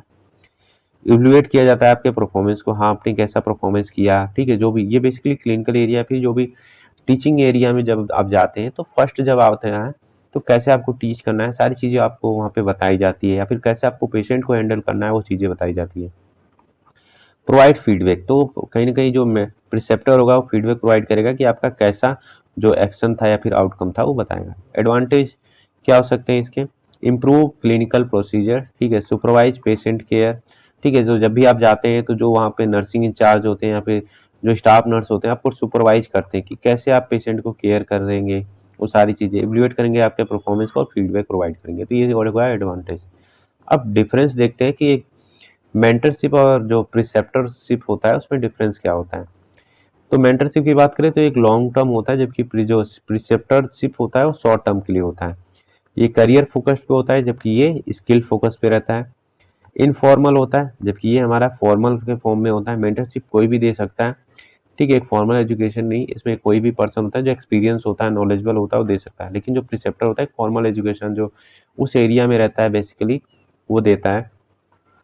लीडरशिप डेवलपमेंट होता है ये इसमें, और इसमें क्लिनिकल ओरिएंटेशन होता है, ठीक है। तो यहाँ पे हो गया हमारा क्लिनिकल ओरिएंटेशन हो सकता है, चाहे तो आप इंस्टीट्यूशनल ओरिएंटेशन भी लिख सकते हैं। तो ये तो हो गया हमारा डिफरेंस। अब बात करें जो अगला टॉपिक दिया गया है, डेलीगेशन इन नर्सिंग। अब वही बात है कि डेलीगेशन क्या होता है, जॉब को डिस्ट्रीब्यूट कैसे करेगी नर्स, सारी चीज़ें कैसे रहेगी, वो सारी चीज़ें डेलीगेशन में आता है। तो इसको देख लेते हैं, ये भी हमारे सिलेबस में दिया गया है। तो इट इज ए की लीडरशिप फंक्शन होता है that involve assigning task to other while retaining accountability. ठीक है, तो यानी कि खुद तो क्या करेंगे, अकाउंटेबिलिटी जो रिस्पॉन्सिबिलिटी वगैरह रहेगी वो खुद लेंगे, लेकिन क्या करेंगे आप, कैसे उस जो वर्क होगा या फिर जो भी टास्क होगा उसको कैसे आप डिवाइड करेंगे, जो भी अदर नर्स वगैरह हैं या स्टाफ वगैरह हैं। ठीक है, तो डेलीगेशन क्या होती है, is the process by which और नर्स लीडर क्या करेगी, असाइन करेगी responsibility and authority to another person to perform specific activity while remaining accountable for outcome. ठीक है, तो जो नर्स लीडर रहेगी वो अकाउंटेबल होगी, रेस्पॉन्सिबल होगी, लेकिन क्या करेगी, जो भी टास्क होगा उसको डिवाइड करेगी जो सब ऑर्डिनेट होंगे उनके अंदर, कि वो अच्छे से परफॉर्म करें उस टास्क को। ठीक है, और हाँ ये चीज़ें अभी हम प्रिंसिपल देखते हैं। राइट टास्क होना चाहिए, जो भी एम्प्लॉई है या फिर जो भी वर्कर कर रहा है तो उसके एक्सपीरियंस या फिर नॉलेज या स्किल के अकॉर्डिंग होनी चाहिए। राइट सर्कमटेंस होना चाहिए, मतलब कि देखना चाहिए कि सिचुएशन के अकॉर्डिंग सारी चीज़ें होनी चाहिए कि हाँ ये एम्प्लॉई उस टास्क को कंप्लीट कर पाएगा कि नहीं हो पाएगा। राइट पर्सन होना चाहिए, वही बात कर रहा है इसमें। राइट डायरेक्शन एंड कम्युनिकेशन होना चाहिए और राइट सुपरविजन एंड एवोल्यूशन होना चाहिए। तो ये सारे प्रिंसिपल होते हैं डेलीगेशन ऑफ नर्सिंग के। अब स्टेप क्या होते हैं ये देख लेते हैं। जैसे कि सबसे पहले तो हम क्या करेंगे, असेस करेंगे टास्क एंड स्टाफ की एबिलिटी, कि वो कितना एबल है उस काम को करने के लिए। फिर हम क्या करेंगे, असाइन करेंगे टास्क को क्लियरली, आपको ये काम करना है। फिर प्रोवाइड करेंगे अथॉरिटी, ठीक है, जो भी अथॉरिटी होगी उस चीज़ का तो उस एम्प्लॉय को प्रोवाइड करेंगे। फिर सुपरवाइज करेंगे उसके परफॉर्मेंस को, और लास्ट में एवल्यूएट करेंगे रिजल्ट की कैसा रहा आउटकम। तो ये हो गया स्टेप। एडवांटेज क्या हो सकते हैं, reduce workload, develop staff skill और इम्प्रूव एफिशिएंसी और इनहेंस टीम वर्क। तो कहीं ना कहीं ये सारी चीज़ों में ये हेल्प करता है डेलीगेशन ऑफ वर्क। ठीक है, अब नेक्स्ट दिया गया है पावर इन नर्सिंग। तो ये देख लेते हैं पावर इन नर्सिंग क्या होता है, कि एक अथॉरिटी होता है। ठीक है, सिंपल समझे तो पावर क्या होता है, एक अथॉरिटी होता है जो कि कहीं ना कहीं ability to influence other behaviour and decision. तो एक जैसे मान लीजिए हमारे जो जो सुपर जो होते हैं या फिर जो मेन नर्सिंग स्टाफ होते हैं, किस होते हैं, नर्सिंग सुपरटेंडेंट होते हैं। ठीक है, तो नर्सिंग सुपरटेंडेंट के पास क्या होती है, एक पावर होती है, अथॉरिटी होती है किसी भी चीज़, यानी कोई पॉलिसी वगैरह को फॉर्म करने के लिए, ठीक है, रूल एंड रेगुलेशन बनाने के लिए या फिर कोई डिसीजन लेने के लिए। तो वो क्या करेंगे, उनके पास एक पावर है, कैसी चीज़ों को फॉर्म करेंगी, कैसे हैंडल करेंगी, सारी चीज़ें उसके उनके अंतर्गत होती है। अब टाइप्स ऑफ पावर की बात करें तो कहीं ना कहीं इसमें क्या होता है, लिगिटिमेट पावर होता है। लिगिटिमेट का पावर का मतलब होता है बेस्ड ऑन द पोजीशन। अभी हम बताएंगे, जैसे कि यहाँ पे नर्सिंग सुपरटेंडेंट है कि उनकी क्या एक पोजीशन है, तो उनके के पास क्या होंगे, डिफरेंट पावर होंगे। ठीक है, अब जैसे मान लीजिए एएनएस हो गया, जो असिस्टेंट नर्सिंग सुपरटेंडेंट होंगे, इनके पास डिफरेंट पावर होगा। जो नर्सिंग इंचार्ज होगा उनके पास डिफरेंट पावर होगा। तो सबको क्या होता है कि एक डिफरेंट डिफरेंट पावर होता है उनके पोजीशन के अकॉर्डिंग, तो होता है हमारा लेजिटिमेट पावर। ठीक है, एक्सपर्ट पावर क्या होता है, बेस्ड ऑन द नॉलेज। अब क्या होता है, इसमें क्या होता है, जो पर्सन होगा, जो लीडर होगा, उसके क्या होगा कि एक पावर होता है कि उसके नॉलेज के अकॉर्डिंग कितना नॉलेजेबल है, कितना स्किल्ड है, वो होता है एक्सपर्ट पावर। रिवॉर्ड पावर क्या होता है, एबिलिटी टू गिव रिवॉर्ड। एक लीडर हो गया, ठीक है, या फिर हम बोल सकते हैं कि एक मेंबर है जिसके पास क्या है, एक अथॉरिटी होती है जो कि क्या करता है, चीज़ों को देखता है कि हाँ ये कैसा परफॉर्म कर रहा है, तो उसके परफॉर्मेंस के अकॉर्डिंग क्या करेगा, उसको रिवॉर्ड देगा। तो वो होता है उसके अंतर्गत पॉलिटी जो कि रिवॉर्ड पावर बोलते हैं। अब जैसे आपने एक देखा होगा, जब भी कॉलेज वगैरह में या फिर फंक्शन होता है तो वहाँ पे क्या होता है, एक चीफ गेस्ट आता है। तो वो चीफ गेस्ट के अंतर्गत के उसके यानी चीफ गेस्ट के अंदर एक क्वालिटी होती है कि वो चीज़ों को जो परफॉर्मेंस हो रहा है उसको रिकॉग्नाइज करे और जो वेस्ट कर रहा है उसको रिवॉर्ड दे। ठीक है, तो ये हो गया पावर। उसके बाद को इरेसिव पावर होता है जो कि एबिलिटी टू पनिश, यानी कि ये पावर होता है कि हाँ चीज़ों को रिकॉग्नाइज करना, अगर कोई चीज़ें गलत हो रही है तो उसको पनिश भी करना। और रेफरेंट पावर ये होता है बेस्ड ऑन द पर्सनालिटी, तो उस पर्सन के पर्सनालिटी के अकॉर्डिंग जो पावर होती है, हाँ, तो ये हो गया हमारा रेफरेंस पावर।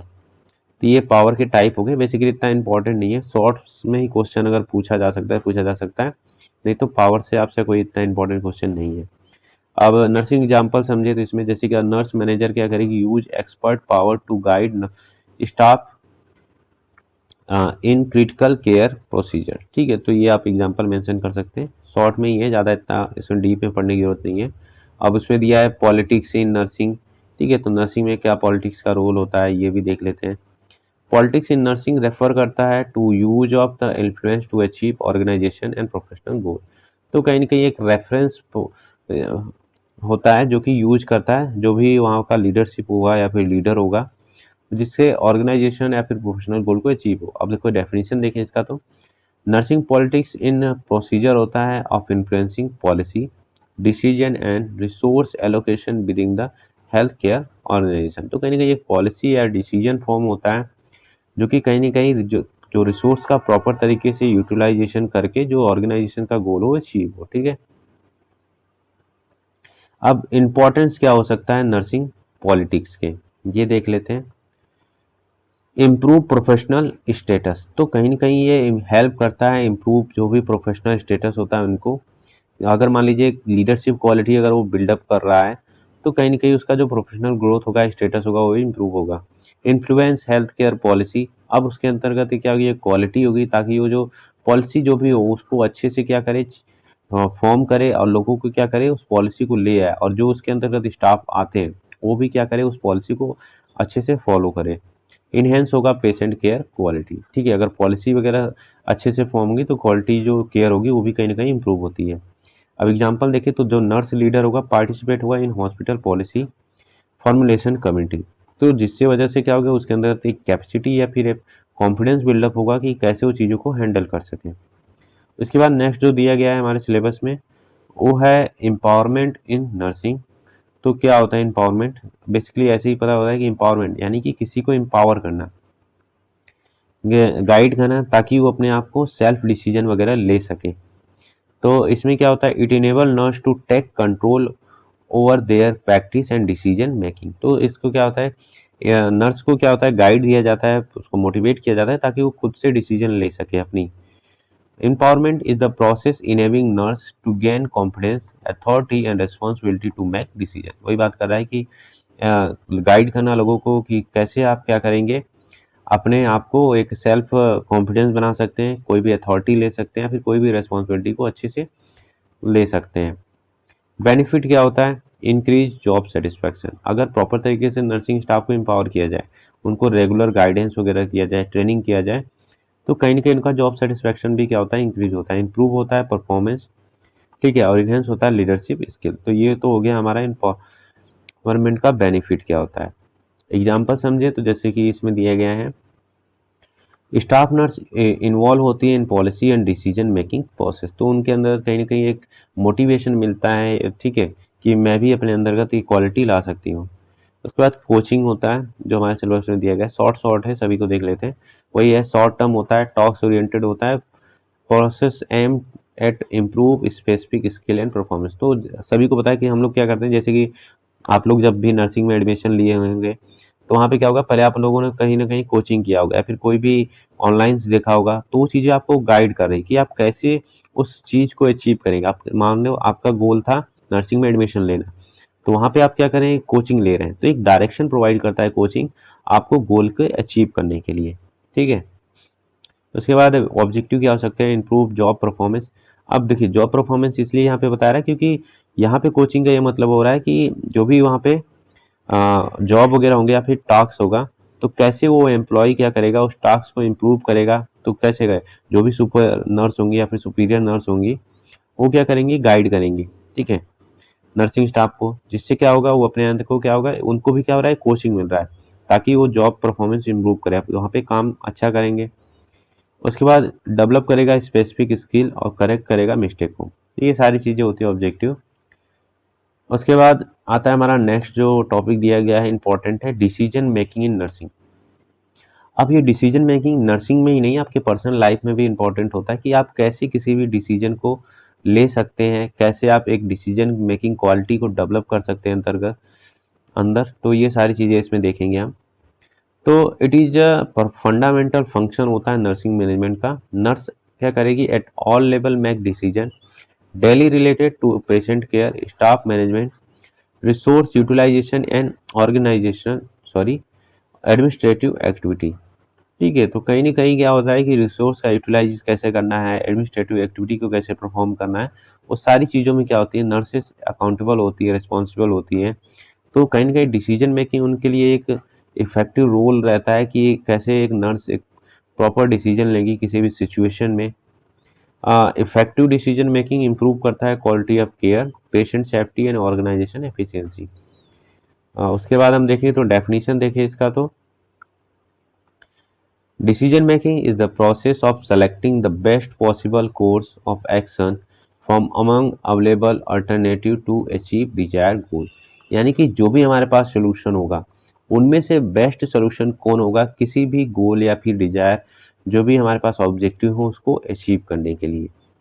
अब इसके करेक्टरिस्टिक क्या हो सकते हैं ये देखते हैं। It is a continuous process होना चाहिए, ठीक है। इट इन्वॉल्व होना चाहिए चॉइस अमंग द अल्टरनेटिव, इसमें इन्वॉल्व होगा चॉइस है, आपके पास क्या हो रहा है 3 सोल्यूशन है, ठीक है, 3 सोल्यूशन है, तो इसमें से भी जो 3 सोल्यूशन में सबसे बेस्ट सोल्यूशन कौन है उसको हम चूज करेंगे, ठीक है। उसके बाद इट में इन्वॉल्व रिस्क, सही बात है कि कहीं ना कहीं समटाइम डिसीजन मेकिंग क्या होता है रिस्क इन्वॉल्व होता है कि हाँ जो हमने डिसीजन लिया है वो सही है या नहीं है, कितना इफेक्टिव रहेगा, तो कहीं ना कहीं एक रिस्क पे काम करता है ये। It is a goal oriented होना चाहिए, ठीक है, और रिक्वायर होना चाहिए क्रिटिकल थिंकिंग, जो भी लीडरशिप या फिर जो भी डिसीजन ले रहा है उसके अंदर क्रिटिकल थिंकिंग की एबिलिटी होनी चाहिए। It involve responsibility and accountability, तो ये तो हो गया आपके करेक्टरिस्टिक हो गए।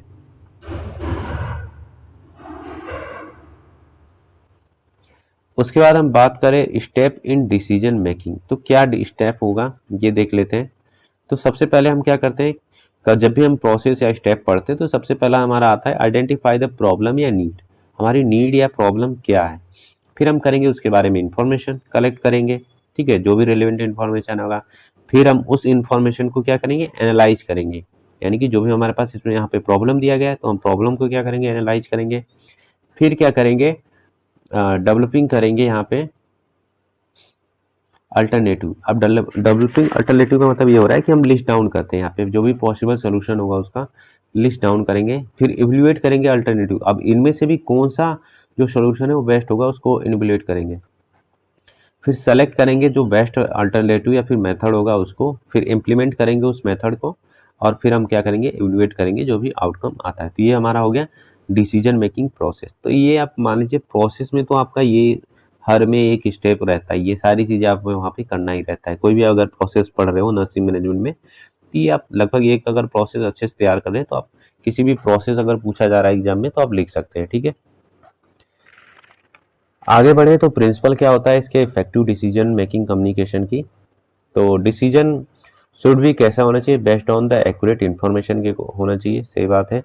Decision should be the realistic and the feasible होना चाहिए, ठीक है। तो जब भी डिसीजन मेकिंग रियलिस्टिक या फिजिबल फॉर्म में होना चाहिए।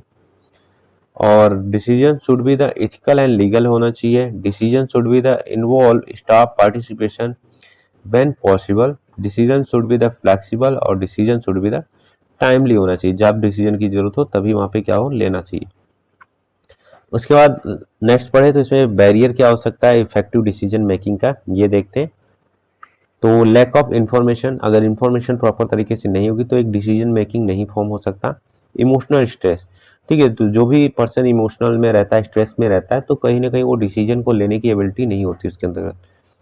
लैक ऑफ एक्सपीरियंस, ठीक है, टाइम कंस्ट्रेंट, उनके पास टाइम तो नहीं है, ठीक है। फियर ऑफ फेलियर कि हाँ मैंने जो डिसीजन लिया है कहीं ना कहीं वो फेल हो जाए, तो कहीं ना कहीं ये सारी चीज़ें रहती है। पुअर कम्युनिकेशन, तो ये कुछ बैरियर होते हैं जो कि एक इफेक्टिव डिसीजन मेकिंग को रोकता है कि वहाँ पे इफेक्टिव डिसीजन मेकिंग नहीं फॉर्म होता जब तक ये बैरियर को रिजॉल्व नहीं करते। अब आता है अब प्रॉब्लम सॉल्विंग इन नर्सिंग। अब कैसे प्रॉब्लम को सॉल्व करेंगे ये जाता है इसमें। तो बेसिकली ये क्लोजली रिलेटेड होता है डिसीजन मेकिंग में ही। हम पहले ही स्टेप देख लिए थे कि सबसे पहले हम क्या कर रहे थे आइडेंटिफाई द प्रॉब्लम। तब जो हमारा प्रॉब्लम ही आइडेंटिफाई हो जाएगा तभी हम क्या करेंगे कोई भी डिसीजन वगैरह को ले सकते हैं। अब नर्स फेस करती है many problem such as the staff shortage हो गया, ठीक है, पेशेंट सेफ्टी इशू हो गया, इक्विपमेंट फेलियर हो गया, फिर कॉन्फ्लिक्ट वगैरह होता है। तो वहाँ पे उनको कैसे उस चीज़ों को हैंडल करना आना चाहिए वो सारी चीज़ें। इफेक्टिव प्रॉब्लम सॉल्विंग हेल्प करता है nurse identify issue and implement करता है सुटेबल सोल्यूशन, सही बात है। इसका डेफिनेशन देख लेते हैं। Problem solving is a systematic process of identify a problem, analysing it and finding the appropriate solution. तो प्रॉब्लम सॉल्विंग क्या होता है एक सिस्टमेटिक प्रोसेस होता है जिससे क्या होता है प्रॉब्लम को आइडेंटिफाई करते हैं, उसको एनालाइज करते हैं और फिर हम क्या करते हैं, अप्रोप्रिएट क्या करेंगे, उसका सोल्यूशन देते हैं। 3 चीज। सबसे पहले क्या होता है, सिस्टमेटिक प्रोसेस होता है, प्रॉब्लम को फाइंड करते हैं और उसके बाद एनालाइज और हमारा अप्रोप्रिएट सोल्यूशन क्या है। उसके बाद हम बात करें इसके कैरेक्टरिस्टिक की। तो कैरेक्टरिस्टिक क्या होता है ये देख लेते हैं। रिक्वायर क्रिटिकल थिंकिंग, तो जो भी डिसीजन मेकर होता है, ठीक है, तो उसके अंतर्गत क्या होता है, क्रिटिकल थिंकिंग होता है, ताकि उस प्रॉब्लम को क्या करेगा, सॉल्व करेगा।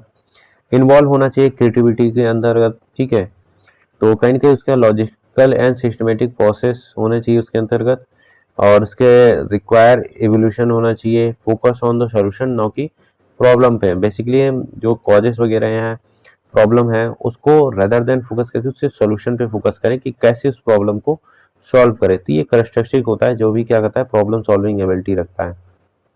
उसके बाद स्टेप क्या है, अभी जो हम लोगों ने डिसीजन मेकिंग में लिया है वही इसमें प्रॉब्लम सॉल्विंग में भी है, देख लीजिए, सिंपल सा है।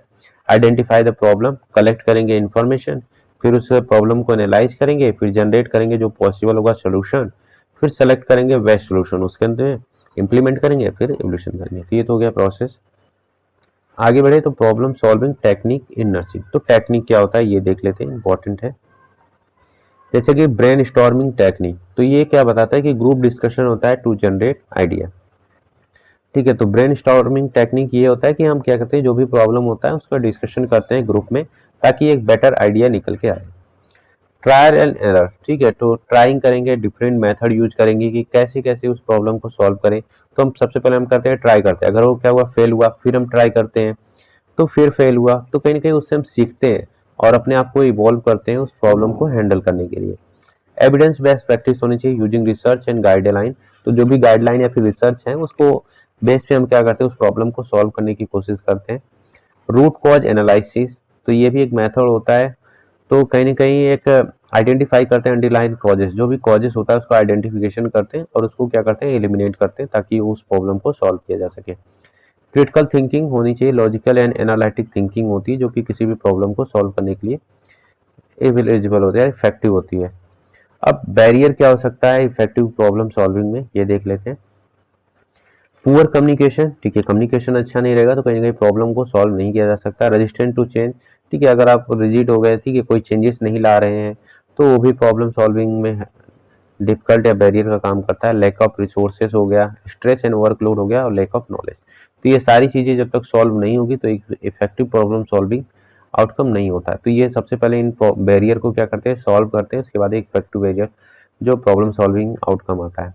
रोल ऑफ नर्स लीडर का क्या होता है ये देख लेते हैं। तो इफेक्टिव प्रॉब्लम अर्ली, ठीक है, तो जो भी आइडेंटिफाई करेंगे जो भी प्रॉब्लम होगा उसको अर्ली, कलेक्ट करेंगे एक्यूरेट इन्फॉर्मेशन को, ठीक है, इन्वॉल्व करेंगी स्टाफ को डिसीजन मेकिंग में, ठीक है, यूज करेंगे एविडेंस बेस्ड प्रैक्टिस, इंश्योर करेंगे इथिकल एंड लीगल कंप्लायंस और इवैल्यूएट करेंगे जो भी आउटकम होगा। तो ये रोल होता है नर्स लीडर का। उसके बाद हमारा नेक्स्ट आता है, इसमें दिया गया है कॉन्फ्लिक्ट मैनेजमेंट। ये सभी इजी टॉपिक है, आप खुद से इसको कर सकते हैं। सब होता है कॉन्फ्लिक्ट क्या होता है, एक कॉमन अकरेंस होता है in health care setting due to the difference in opinion, workload, stress, communication gap and limited resources. तो ये सारी चीजें कहीं ना कहीं एक कॉजेस होती है, रीजन होता है जो कि कॉन्फ्लिक्ट को एराइज करता है, ठीक है। तो इन्हीं कॉन्फ्लिक्ट को कैसे मैनेज करेंगे होता है हमारा कॉन्फ्लिक्ट मैनेजमेंट। अब बेसिकली आपको पता है कि कॉन्फ्लिक्ट मैनेजमेंट क्या होता है, बट आपको लिखना कैसे है ये मैं बता दे रहा हूँ।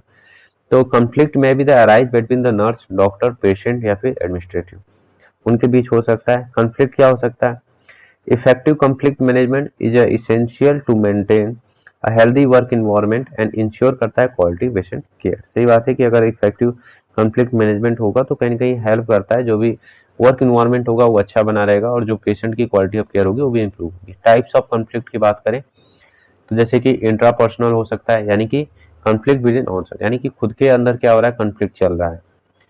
इंटरपर्सनल हो सकता है कॉन्फ्लिक्ट बिटवीन द इंडिविजुअल, ठीक है, जैसे मान लीजिए डॉक्टर हो गया, डॉक्टर नर्स के बीच हो गया, ठीक है, पेशेंट नर्स के बीच में हो गया, या फिर डॉक्टर डॉक्टर के बीच हो गया, नर्स नर्स के बीच हो गया, तो ये हो सकता है।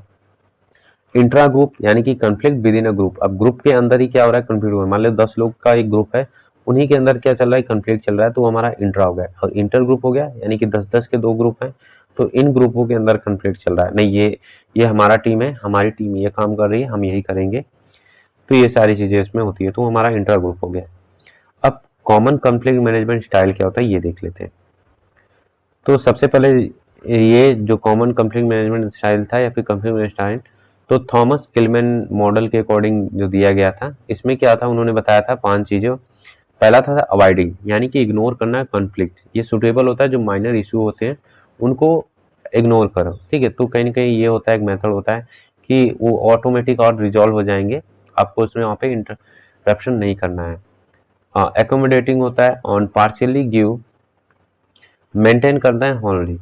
तो इसमें क्या होता है, इसमें क्या होता है, जो वन पार्टी होती है, ठीक है, जो एक पर्सन होता है वो क्या करता है, वो गिव अप कर देता है, ठीक है भाई आप सही है, हम मैं गलत हूँ, या फिर ठीक है आप जो कह रहे हो वो सही है।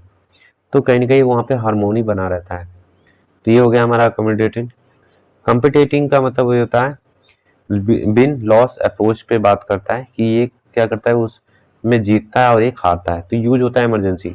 तो जो एक्सपीरियंस होता है या फिर जो भी कॉम्पिटेंट होता है उस चीज के लिए, तो कहीं ना कहीं उसका जो डिसीजन होता है वो दिया जाता है। तो वहाँ पे एक क्या करता है, एक लॉस होता है, एक विन होता है। उसके बाद कंप्रोमाइजिंग होता है, बोथ पार्टी क्या होती है, गिव अप समथिंग, यानी कि क्या होती है, दोनों पार्टी क्या करेगी, थोड़ा थोड़ा समथिंग क्या करेगी, कुछ वो छोड़ देगा, कुछ दूसरा वाला छोड़ देगा। तो कहीं ना कहीं क्या होगी, कॉन्फ्लिक्ट रिजॉल्व होगी। नहीं आपने बोलता है जैसे कि बताया जाता है कि कॉलेज में ही आप हैं, ठीक है, तो वहां पर भी क्या होता है, कॉन्फ्लिक्ट राइज होता है, दो लोगों के कॉन्फ्लिक्ट बीच में हुआ। अब इनकी कुछ प्रॉब्लम थी, इनकी भी कुछ प्रॉब्लम थी, दोनों का सोल्यूशन क्या हो रहा था, एक मिड पे आ रहा था। तो कुछ इनका हो रहा था कि हाँ कुछ आप कंप्रोमाइज करिए, कुछ आप कंप्रोमाइज करिए, तो कहीं ना कहीं जो आपके अंदर कॉन्फ्लिक्ट होगा वो रिजॉल्व हो जाएगा। ये हो गया कंप्रोमाइजिंग। कोलाबोरेटिव का मतलब क्या होता है, बिन बिन अप्रोच होता है, इसमें best for the long term situation. इसमें क्या होता है कि दोनों अगर साथ में मिलकर काम करेंगे तो कहीं ना कहीं उनका जो क्वालिटी ऑफ केयर होगा या फिर जो भी कंफ्लिक्ट होगा वो रिजॉल्व होगा। अब स्टेप क्या होता है कॉन्फ्लिक्ट मैनेजमेंट का, ये देख लेते हैं। स्टेप होता है यानी आइडेंटिफाई द कॉन्फ्लिक्ट। सबसे पहले वही बात है कि हम कोई भी चीज़ों को आइडेंटिफाई करते हैं, चाहे हमारा प्रॉब्लम, नीड या फिर कॉन्फ्लिक्ट हो गया, उसको आइडेंटिफाई करेंगे, अंडरस्टैंड करेंगे उसके कॉजेज क्या है, इनकरेज करेंगे ओपन कम्युनिकेशन, एक्सप्लोर करेंगे जो भी पॉसिबल होगा सोल्यूशन का, और सेलेक्ट करेंगे बेस्ट स्ट्रेटजी। अब इनमें से भी कौन सा बेस्ट होगा उसको सेलेक्ट करेंगे, उसका इंप्लीमेंट करेंगे, एवेल्यूएट करेंगे। तो ये हो गया हमारा स्टेप। अब रोल ऑफ नर्स लीडर क्या होगा ये देख लेते हैं।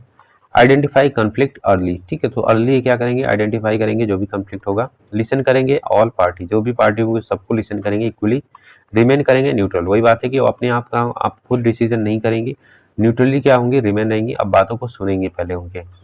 इनकरेज म्यूचुअल रेस्पेक्ट, ठीक है, जो भी पार्टी होंगी दोनों पार्टियों का क्या होगा, म्यूचुअल रेस्पेक्ट करेंगे, प्रमोट करेंगे टीम वर्क को, और इंश्योर करेंगे पेशेंट सेफ्टी। तो ये सारी चीजें होती है रोल। उसके बाद अगला टॉपिक आता है इसमें निगोशिएशन। तो निगोशिएशन क्या होता है ये देख लेते हैं।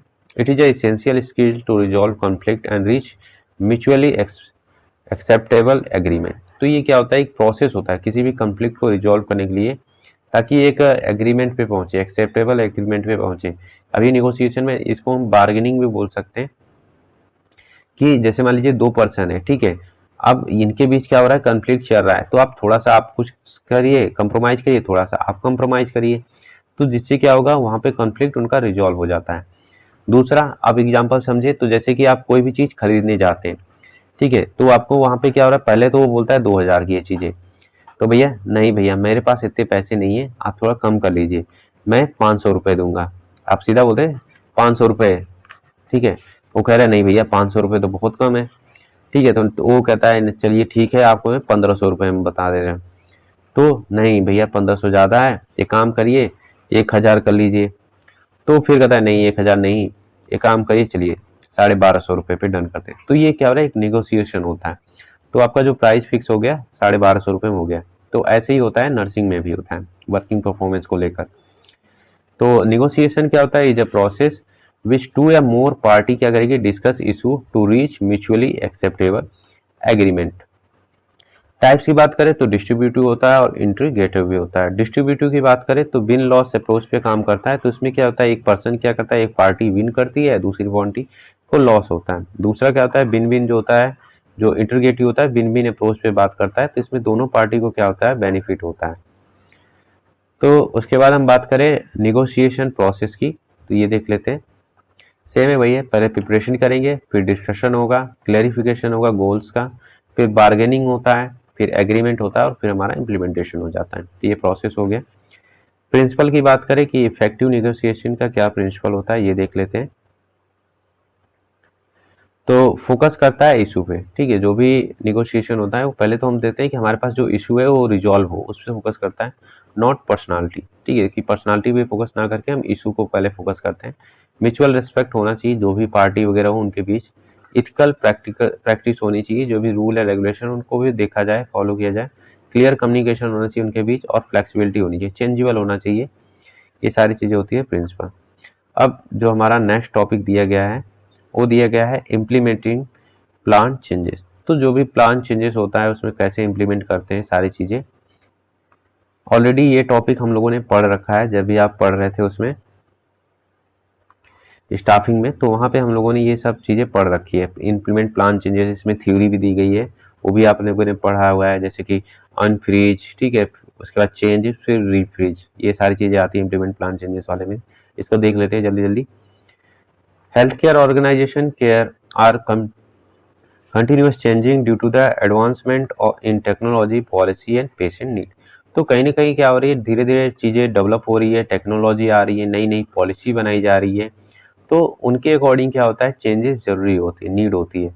तो प्लान चेंजेस क्या होता है, is a deliberated and the systematic effort to improve nursing practice and patient care. तो कहीं ना कहीं एक सिस्टमेटिक अप्रोच होता है जो प्लान फॉर्म में होता है, ताकि जो चेंजेस को अडॉप्ट किया जा सके। अब डेफिनेशन देखिए इसका, तो प्लान चेंजेस क्या होता है, is a deliberated systematic process of introducing and managing change to improve organizational effectiveness. तो जो भी चीजें आई है, नई चीजें आ रही है, उसको कैसे इंट्रोड्यूस करना है, कैसे मैनेज करना है सिस्टमेटिक वे में, वो होता है हमारा प्लान चेंजेस होता है। आगे देखिए, तो नीड फॉर प्लान चेंजेस की क्या जरूरत है, नीड ये देख लेते हैं। तो बेसिकली क्या हो रहा है, improve quality of patient care. तो सही बात है कि कहीं ना कहीं पेशेंट केयर की क्वालिटी को इम्प्रूव करने के लिए होता है, नई नई टेक्नोलॉजी आ रही है, ठीक है, अडॉप्ट करना, ठीक है, नई टेक्नोलॉजी एडवांसमेंट में मीट करना लीगल एंड एग्रीडिटेशन रिक्वायरमेंट को, इनहेंस स्टाफ सेटिस्फेक्शन और इम्प्रूव एफिशिएंसी। सारी चीज़ों को, जरूरत को फुलफिल करने के लिए प्लान चेंज होना जरूरी होता है। आगे बढ़े तो आगे हमारा आता है इसमें चेंजेस थ्योरी इन नर्सिंग, जो कि लेविन चेंजेस थ्योरी थी, लेविन्स द्वारा दी गई थी, जो ऑलरेडी हम लोगों ने पढ़ा था। अनफ्रीजिंग, चेंजिंग और रीफ्रीजिंग। अनफ्रीजिंग का मतलब ये हो रहा है क्रिएट अवेयरनेस फॉर चेंजेस, और फिर क्या करेंगे, रिड्यूसिंग रेजिस्टेंस।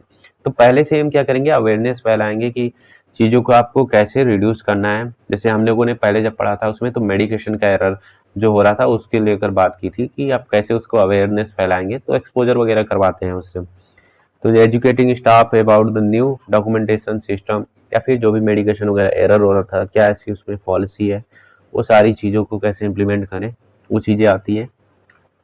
दूसरा इसमें आता है चेंजिंग, यानी कि मूविंग। अब जो चीज़ें उसमें है तो उसको कैसे इम्प्लीमेंट किया जाए, तो इम्प्लीमेंटिंग चेंजिंग, जो भी सोल्यूशन हमने दिया उसको इम्प्लीमेंट करना है, उसमें ट्रेनिंग सपोर्ट देंगे।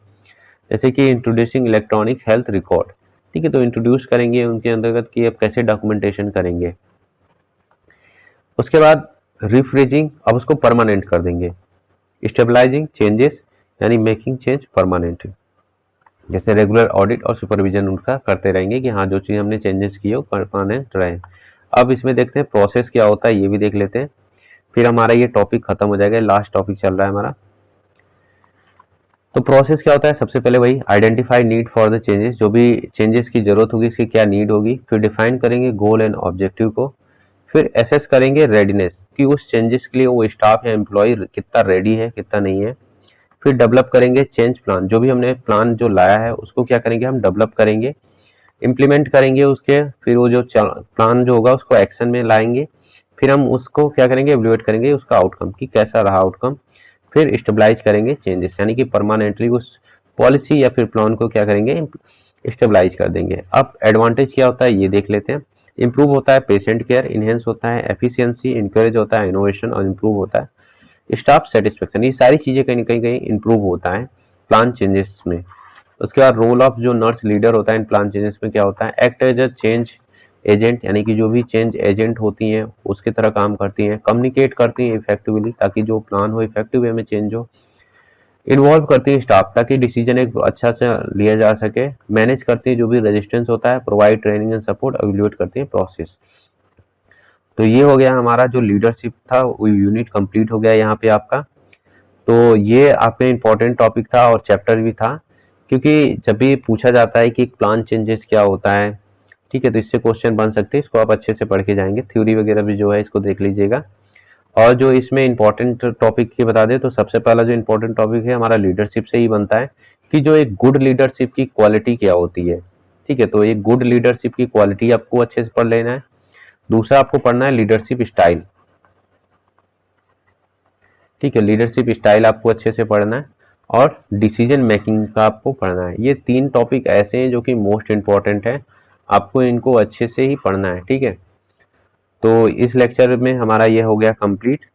तो अगर आपको वीडियो पसंद आया तो प्लीज़ वीडियो को लाइक करें, शेयर करें, चैनल को सब्सक्राइब करना ना भूलें। जो और आप बता दें कि नर्सिंग मैनेजमेंट और लीडरशिप के जो नोट्स वगैरह हैं, ठीक है, कोचिंग के नोट्स हैं, तो मेरे टेलीग्राम चैनल पे ऑलरेडी अवेलेबल हैं, तो आप टेलीग्राम का चैनल ज्वाइन कर सकते हैं। टेलीग्राम का लिंक आपको बायो में मिल जाएगा और डिस्क्रिप्शन बॉक्स में भी मैं डाल दूंगा, तो वहाँ से आप उसको ज्वाइन कर सकते हैं।